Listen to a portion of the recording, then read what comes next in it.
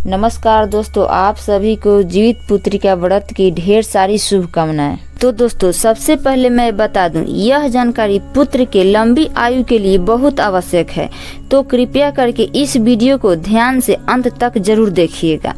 दोस्तों, इस छोटी सी वीडियो में कुछ छोटी छोटी ऐसी महत्वपूर्ण बातें हैं जो बहुत सारे लोग नहीं जानते हैं। सबसे पहले हम जानेंगे कि जीवित पुत्रिका व्रत कब पड़ा है, किस दिन पड़ा है। तो चलिए हम सब जानते हैं कि साल 2023 में जीवित पुत्रिका या जितिया का व्रत कब रखा जाएगा। तो यह पर्व आश्विन माह के कृष्ण पक्ष के अष्टमी तिथि के दिन यह व्रत रखा जाएगा। एक बार और आप लोग ध्यान से सुन लीजिए, यह पर्व आश्विन माह के कृष्ण पक्ष के अष्टमी तिथि के दिन यह व्रत रखा जाएगा। तो चलिए हम लोग जान ले नहाय खाए से लेकर पारण तक के दिन और तिथि।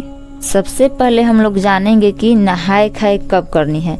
तो हम लोग को नहाय खाए 5 अक्टूबर दिन गुरुवार के दिन हम लोग को नहाय खाए करनी है, और व्रत हम लोग को 6 अक्टूबर दिन शुक्रवार के दिन रखनी है। तो ये स्पष्ट हो गया दोस्तों।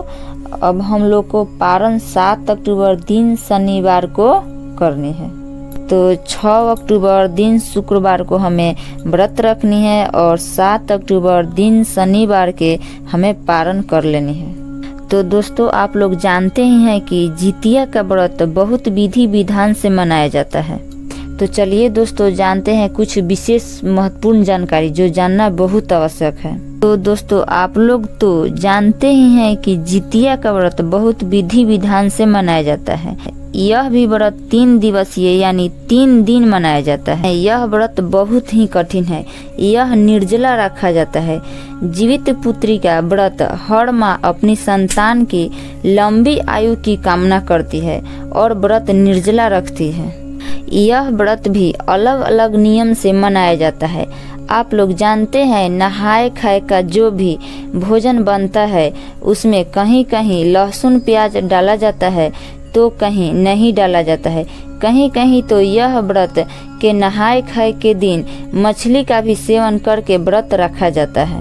इस व्रत में हमें कुछ छोटी छोटी महत्वपूर्ण बातें हैं जो जानना बहुत जरूरी है। इन बातों को बहुत सारे लोग ध्यान नहीं देते हैं, तो जाने अनजाने में यह गलती हो जाती है जो हमें ध्यान में रखनी चाहिए।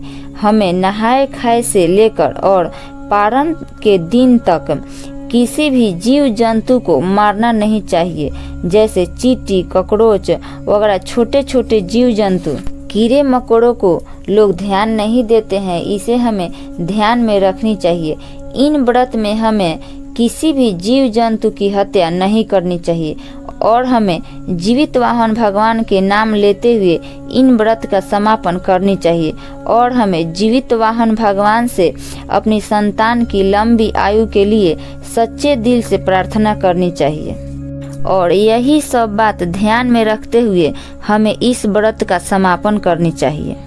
तो दोस्तों, ऐसे महत्वपूर्ण जानकारी के लिए चैनल को सब्सक्राइब कर लीजिए और वीडियो पसंद आए तो एक छोटी सी लाइक जरूर कर दीजिए।